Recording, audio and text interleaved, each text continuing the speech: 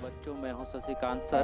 स्वागत करता हूं आपको एईसीसी के इस ट्यूटोरियल में। आज मैं मैकेविटी द मिस्ट्री कैट का एक्सप्लेनेशन बताने जा रहा हूं। आज की इस क्लास में हम लोग पढ़ने वाले हैं क्लास 12th के इंग्लिश के very important topic Macavity the mystery cat. ये रेनबो पार्ट 2 के पोएट्री सेक्शन से है और ये 7th चैप्टर है। इसको कंपोज किया है टी.एस. इलियट ने। टी.एस. इलियट के बारे में जानते हैं। सबसे पहले पोएम को शुरू करने से पहले हम लोग इसके ऑथर के बारे में जानते हैं। तो टी.एस. इलियट जो हैं, इनका पूरा नाम था थॉमस स्टेर्नस इलियट। थॉमस इनका अपना नाम था, स्टेर्नस इनके माताजी का नाम था और इलियट इनके पिताजी थे। तो इस तरह से इनका पूरा नाम थॉमस स्टेर्नस इलियट था। वाज ए पोएट, एक कवि थे। एसियस्ट, एक निबंधकार थे। पब्लिशर, एक प्रकाशक थे। प्ले राइट, एक नाटककार और नाटक लेखक भी थे। लिटरेरी क्रिटिक, और एक साहित्यिक आलोचक भी थे। एन एडिटर, और एक संपादक भी थे, जो ऊपर में लिखा हुआ आप देख सकते हैं। Born in Saint Louis, Missouri, United States, जो सेंट लुइस के मिसौरी में जन्म लिए थे, जो यूनाइटेड स्टेट में है, अमेरिका में है। टू ए प्रोमिनेंट बोस्टन ब्राह्मण फैमिली, जो एक सुखी संपन्न ब्राह्मण परिवार में हुआ था, जिनका माता पिता सुखी संपन्न थे, बहुत ही परिवार था। ही मूव टू इंग्लैंड इन 1914, और वो 1914 में इंग्लैंड चल गए थे। एट द एज ऑफ 25, जब उनकी उम्र 25 वर्ष का था। And went to on to settle, और वहीं पर जाकर वो बस गए थे। वर्क, वहीं पर वो काम शुरू कर दिए थे। एंड मैरी देयर, और वहीं पर वो शादी कर लिए थे। आप देख सकते हैं नीचे लिखा हुआ है 26 सितंबर 1888, Saint Louis, Missouri, United States. और डेथ जो है 4 जनवरी 1965 किंगस्टन में हुआ था, जो यूनाइटेड किंगडम में है, किंगस्टन। अब हम लोग चलिए इनके कुछ वर्क्स के बारे में जान लेते हैं, जिसमें उन्होंने लिखा था थिएटर प्ले, मतलब कि वो नाट्यशाला के लिए नाटक लिखे थे, जिसमें उनका नाटक था द रॉक। अब उनके बारे में कुछ जानते हैं। अभी तो हमने बायोग्राफी इनका पढ़ा है, अब इनके स्पाउस के बारे में जानते हैं। स्पाउस इनके थी वेलेरी इलियट, जिनके साथ उन्होंने शादी किया था, मैरिड किया था 1957 में, और 1965 तक इनका मैरिड लाइफ चला था। उसके बाद एक और से शादी किए थे, विविनी हैगवुड से इलियट से शादी किया था, जो 1915 में किया था, और 1947 तक मैरिड लाइफ चला था। मतलब कि फर्स्ट जो मैरिड किए थे शादी उन्होंने 1915 में, और 1947 तक चला था वैवाहिक जीवन। और सेकंड जो मैरिड किया था वो 1957 से 1965 तक चला था। इनको कुछ महत्वपूर्ण अवार्ड्स भी मिले थे। तो चलिए अवार्ड्स के बारे में जानते हैं, जिसमें अवार्ड्स है नोबेल प्राइज़ इन लिटरेचर, साहित्य के क्षेत्र में मिला था। और ये जो नोबेल प्राइज़ था वो 1948 में मिला था। इसको याद रखना है आपको, जो ब्लू कलर में लिखा हुआ है। फिर इनको प्रेसिडेंटियल मेडल ऑफ फ्रीडम मिला था, मतलब कि राष्ट्रपति के द्वारा स्वतंत्रता के लिए इनको पदक मिला था। फिर उसके साथ साथ इन्हें Tony award for best play मिला था, और अच्छे नाटक के लिए टोनी अवार्ड भी मिला। इन्होंने और भी बहुत ही प्रसिद्ध कविताएं लिखा है, जिसमें द वेस्ट लैंड है, एज वेडनेसडे है, एंड फॉर क्वार्टेट्स लिखा है। ये सब जो इनकी प्रसिद्ध रचनाएं हैं, जो फेमस रहा है पूरा वर्ल्ड में, इसके लिए वो जाने जाते हैं। अब हम लोग को इस कविता का मुख्य थीम जानना है, मैकेविटी द मिस्ट्री कैट। जो मैकेविटी है वो एक रहस्यमय बिल्ला है। इस बिल्ले के बारे में जानना है कि क्या इस बिल्ला के बारे में बताया गया है कविता में। तो कवि कहते हैं कि the poet says that Macavity disobey all human laws. कवि कहते हैं कि मैकेविटी जो है सभी मानवीय कानूनों को वो तोड़ता है, उल्लंघन करता है। जितने भी मानव के द्वारा बनाया गया कानून है, उन कानूनों को वो उल्लंघन करता है, उसको वो अनदेखी करता है, उसको पालन नहीं करता है। And also the law of gravity, और गुरुत्वाकर्षण के जो नियम है, सिद्धांत है, उसको भी तोड़ता है। तो गुरुत्वाकर्षण के सिद्धांत आप लोग जानते होंगे कि कोई भी वस्तुओं को हवा में ऊपर उछाला जाता है तो कुछ डिस्टेंस जाकर वो क्या होता है, वो गुरुत्वाकर्षण बल के चलते नीचे आ जाता है। लेकिन मैकेविटी ऐसा नहीं करती है। आगे कवि कहते हैं his levitation is so powerful that it cause a fakir to stared बेविल्डर। उसका हवा में उड़ने के जादुई शक्ति इतना ताकतवर है कि एक जो फकीर भी अचरज से आकाश की ओर टकटकी लगाए हुए उसे देखते रह जाता है। But when the crime spot is reached, जब अपराध स्थल पर पहुंचा जाता है, Macavity is not there, Macavity वहां पर नहीं होता है, अर्थात वो कहीं और पर रहता है, कहीं और उस स्थान को छोड़कर चला जाता है। तो इस तरह से कवि ने मैकाविटी के बारे में बताया कि मैकाविटी जो है सारे कानूनों को तोड़ता है, चाहे वो मानव के द्वारा बनाया गया हो या गुरुत्वाकर्षण का सिद्धांत हो या किसी तरह के वो अपराध करता है तो अपराध स्थल पर वो नहीं पाया जाता है, कहीं और वहाँ से वो भाग जाता है। एक तरह से कवि ने मैकाविटी को एक बहुत ही दुष्ट और एक अपराधी के रूप में यहाँ पर बताया है, जो कवि का ही बिला है मैकाविटी। और आगे चलते हैं, हम लोग पोयम का लाइन बाय लाइन देखेंगे। फर्स्ट स्टेंजा से ही हम शुरू करेंगे और देखेंगे कि किस तरह से मैकाविटी के बारे में कवि ने हर एक स्टेंजा में इसको वर्णन किया है और किस तरह से इसके दुष्टता के बारे में बताया है कि प्रत्येक स्टेंजा में कौन कौन से क्राइम करता है और किस तरह से क्राइम करता है। चलिए तो शुरू करते हैं इस कविता को। तो आते हैं हम लोग फर्स्ट स्टेंजा पर। यहाँ आपको दिया हुआ stanza number 1, Macavity is a mystery cat, he is called the hidden paw. Macavity एक रहस्यमय बिल्ला है, उसे छुपा हुआ पंजा कहा जाता है या उसे दुबा हुआ पंजा कहा जाता है। क्यों कहा जाता है छुपा हुआ पंजा? क्योंकि for he is the master criminal who can DeFi the law, क्योंकि वह शातिर अपराधी है जो क्या करता है, कानून का उल्लंघन करता है। क्यों कहा गया है मास्टर क्रिमिनल, शातिर अपराधी? क्योंकि जो है वो अपराधियों में सबसे बड़ा अपराधी है जो हर तरह के कानूनों का उल्लंघन करता है। उसने ऐसा कोई कानून नहीं रखा है जिसको उसने उल्लंघन नहीं किया है। He is the bafflement of Scotland yard, ये लंदन का मुख्यालय है, उसके लिए अनुभुज पहेली है। आप देख सकते हैं बेफलमेंट का मतलब होता है अनुभुज पहेली। द फ्लाइंग स्क्वाड डिसअपेयर, और कह रहा है कि जो उड़नदस्ता है, एक जो उड़नदस्ता है लंदन का, उसके लिए निराशा है, क्योंकि जब भी उड़नदस्ता उस जगह पर पहुंचता है अपराध स्थल पर तो मैकाविटी वहां पर नहीं होती है। For when they reach the scene of crime, जब उस अपराध स्थल पर वो लोग पहुंचते हैं तो Macavity is not there, Macavity वहां पर नहीं होती है। इसीलिए उन लोगों के लिए एक निराशा भी है मैकाविटी, क्योंकि जब भी वो लोग पता करने के लिए जाते हैं वहाँ पर तो मैकाविटी वहाँ पर दिखाई नहीं देती, अर्थात मैकाविटी कहीं और वहाँ से चली जाती है। इसीलिए कहा गया है कि फ्लाइंग स्क्वाड डिस्पेयर बताया गया है यहाँ पर, और बेफलमेंट ऑफ स्कॉटलैंड बताया गया है, क्योंकि स्कॉटलैंड के लिए वो एक अनबुझ पहेली बनी हुई है मैकाविटी।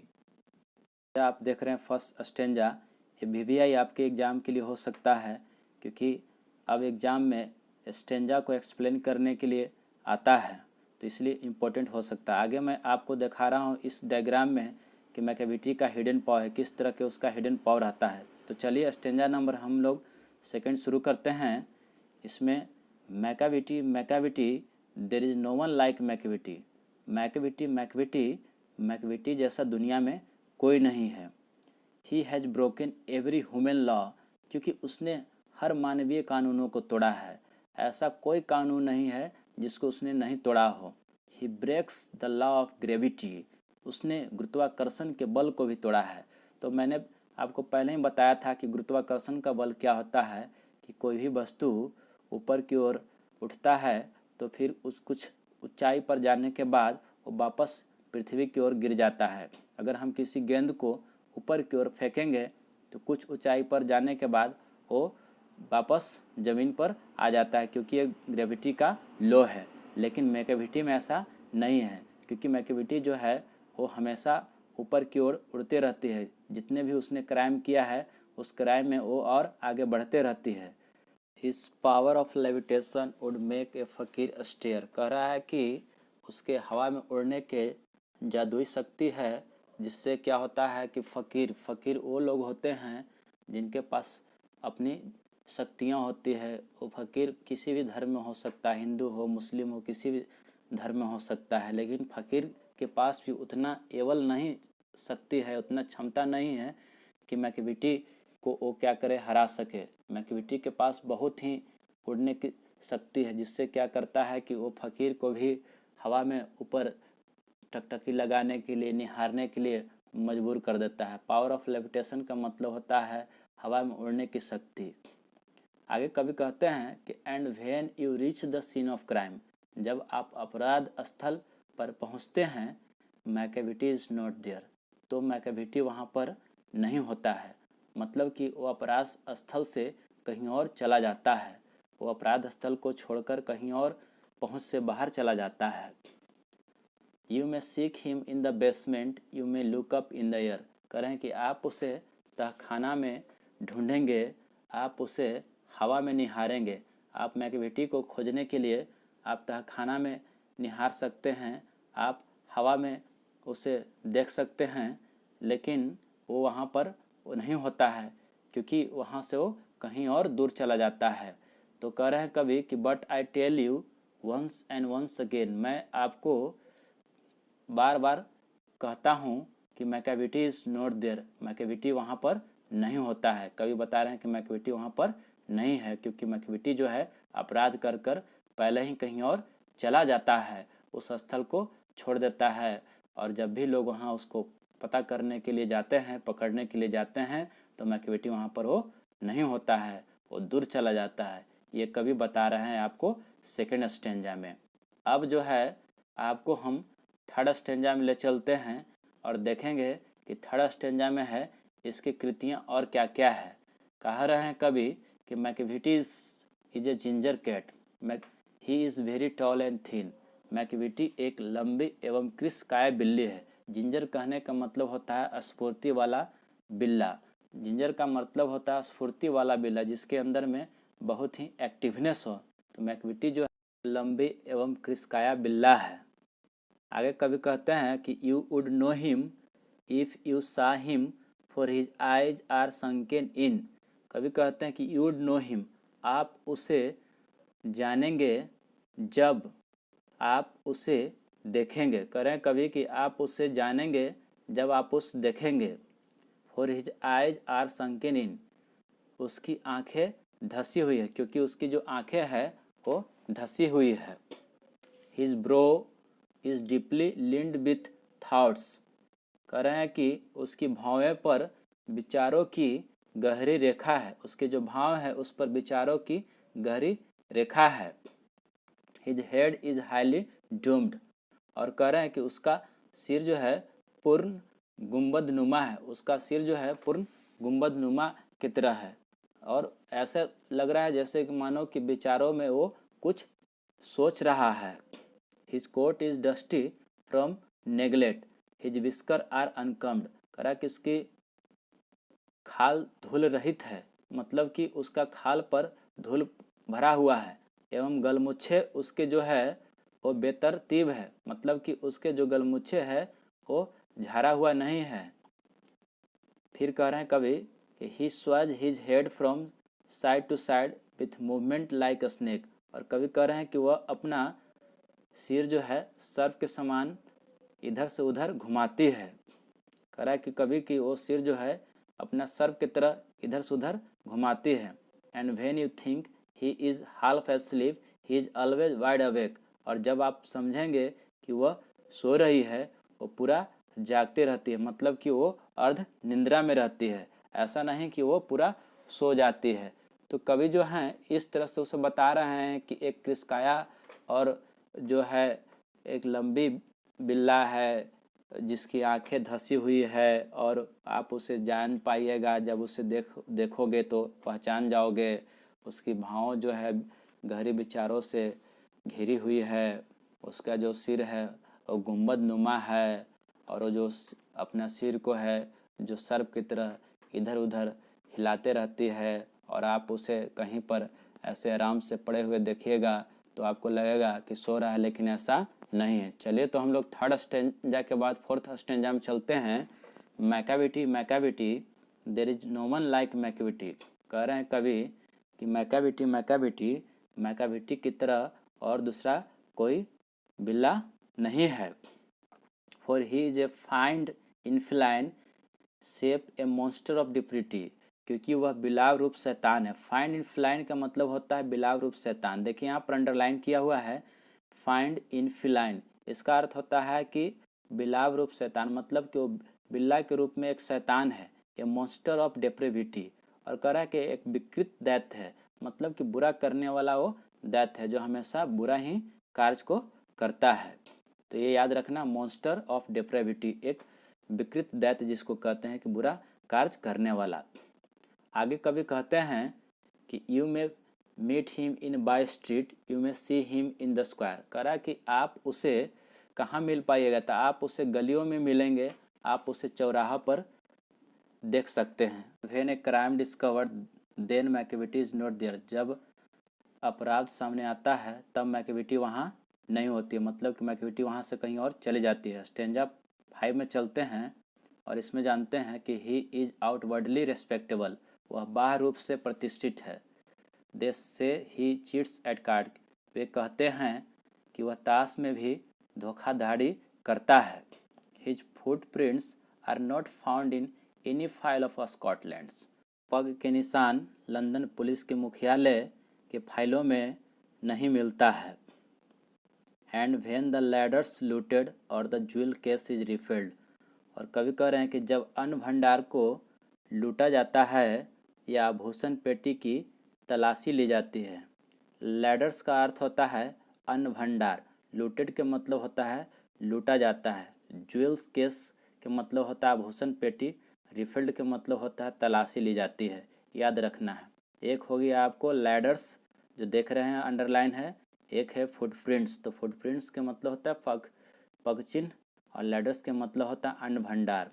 ज्वेल केस के मतलब मैंने पहले ही आपको बता दिया, जिसको हम कहते हैं कि आभूषण पेटी।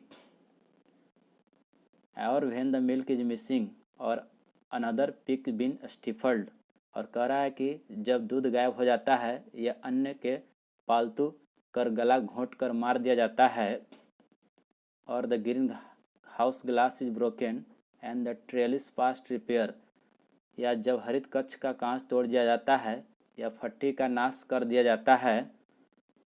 ए there the wonder of thing Macavity is not there, और यहाँ अचरज की यह बात होता है कि मैकेविटी वहाँ नहीं होता है। ये याद रखना। स्टिफल्ड जो बताया गया आपको, जिसको हमने अभी बताया था, स्टिफल्ड का मतलब होता है गला घोट कर मार देना।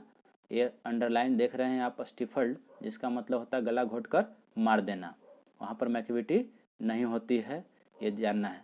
आगे कवि कहते हैं कि and when the Foreign Office finds a treaty's gone astray, कहने का मतलब होता है कि जब विदेश मंत्रालय से यदि कोई समझौता पत्र गायब हो जाए, ट्रीटिस गॉन अस्ट्रे का मतलब होता है समझौता पत्र वहाँ से गायब हो जाए।